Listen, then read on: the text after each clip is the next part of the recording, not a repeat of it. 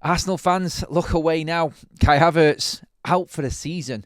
It is real. Oh my God, Arsenal's injury record right now. That hunt in January for a striker. That failed, pathetic bid for Ollie Watkins. Where were the other strikers? Surely Arsenal had a list. The news has just broke today. David Ornstein has broken it, and it is devastating news for all Arsenal fans. Kai Havertz out for the rest of the season with a torn hamstring that he picked up on a training camp in Dubai.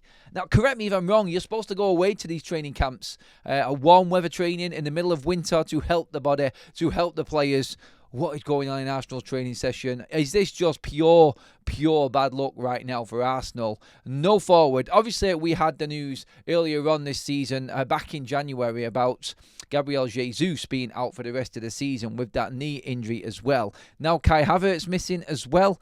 Who's going to go up front for Arsenal? They are desperately in need of a striker, and right now, they have no more options. They have nothing else they can do. The transfer window has slammed shut. Arsenal will not be able to bring anybody else in. Just when it looked like Arsenal were turning a corner, just when it looked like they were about to just, boom.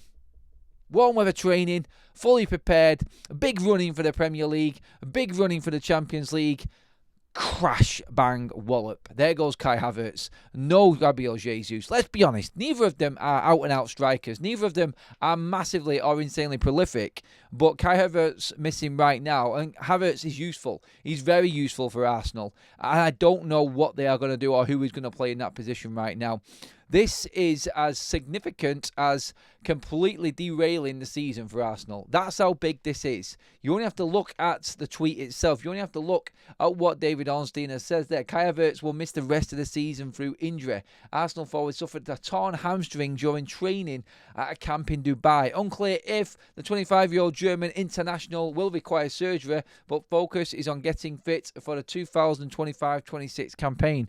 Just the way that Ornstein has broke that there, it's still not enough for Arsenal fans. Arsenal fans want an explanation right now as to what's going on. It's like it's just going to be brushed under the carpet there from what Ornstein said. Yeah, he's done. It's okay, though. He's just preparing himself for the rest of this season, ready to get going again for next season. Boom, boom, boom. Okay.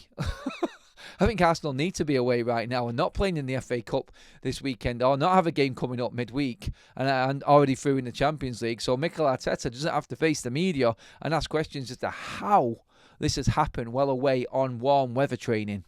It is a complete and utter nightmare for Arsenal right now. Arsenal fans, get into the comment section. Anybody who is an Arsenal fan, or anybody, in fact, in football, who is coming into that forward line position for Arsenal right now? Obviously, your forward-thinking players there. You've obviously got... you'll have Saka coming back soon enough, but he's not a centre-forward.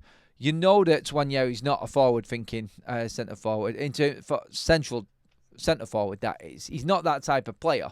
He's more of a wide player. So you've got wing players coming back, wide players coming back in for Arsenal, but this is massive right now. And to be out for a season, to lose two forwards for the rest of the season is really unlucky. Even I will say that. That is probably the most unluckiest break you can get, especially when you were actively looking for a forward in January. Questions have to be asked. You knew that this was possibly an opportunity to bring someone in. You knew that Arsenal needed, and Arteta needed, another forward. So why was there no negotiations? Why were there no other deals? I'm sure there were other forwards available for Arsenal just to fill this void. Even if an injury like this came around, you could bring that player in. Even if he wasn't prolific, you would still have someone to put in that position. Now, anybody going in that position right now for Arsenal is going to be playing completely out of position. It's going to be a duck out of water. It's not going to work. It's not going to work. And I say it again, this is as big as Arsenal's season being over right now. You cannot claim the title. You cannot claim the Champions League unless you have got an outstanding forward in your side. The point is there proven in the games that have just gone by in the Champions League playoff games. You look at City and you look at Real Madrid. You've got Mbappe, you've got Haaland. Go down as far as you want to the likes of Dortmund beating Sporting 3-0. Guirassy. Dortmund brought Guirassy in. Gyökeres was on the bench for Sporting. You need that guy.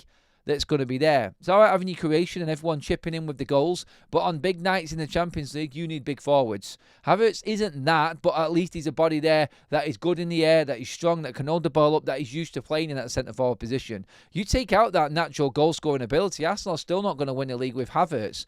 But this, I think, is even more detrimental to Arsenal's season because this could derail their challenge to be in the Champions League next season. They're in a top 4 fight right now. And yes, they blew Manchester City away 5-1. City are on, I don't know where City are at the moment. They're horrendous and defensively are really struggling.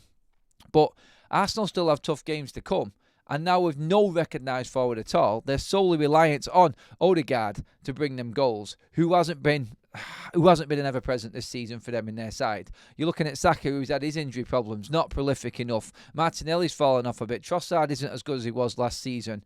Havertz was chipping in and doing the job.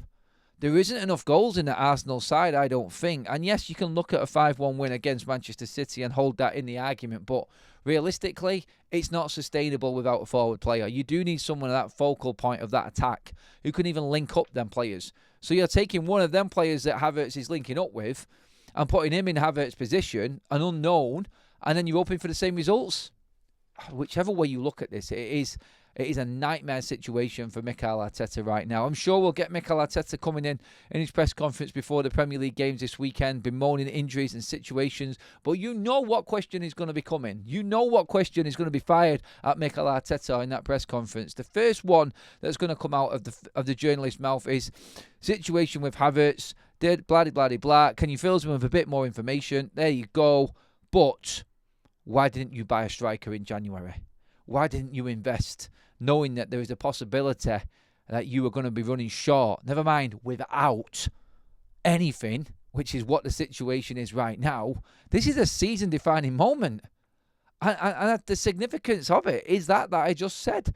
Are Arsenal now in a top 4 race? They smashed Manchester City and everything looked like it was going to be okay. Maybe it will be okay. Maybe they can sustain the challenge and stay in the top 4. But what it does do, it takes the Champions League and the Premier League out of the equation completely. I feel it does anyway. I mean, you may differ. Get your comments in below and let me know what you feel about this situation. And it's going to be another trophyless season for Mikel Arteta. Therefore, going 5 seasons. Therefore, more pressure from the fans. More pressure asking the question, can Arteta get over the line with this team? An aging team, which isn't going to get better unless you add players to it. I look at that right now and I go, well, Mikel Arteta, in a way, you could say, has been let down. Why weren't the board able to bring him in another forward to cover situations like this? That's what you've got to ask. That's the main question in all of this, I feel. But hey, let's see if Arsenal can cope without him. I mean, I may be completely wrong. Tell me I'm wrong in the comment section below, everybody. Make sure that you give this video a like and make sure that you do hit that subscribe button for all your football content here on Football Talks. Is that Arsenal season over completely? No options up front. Who is going to fill that void? Talk to me in the comments, everybody. I'll see you in the next video.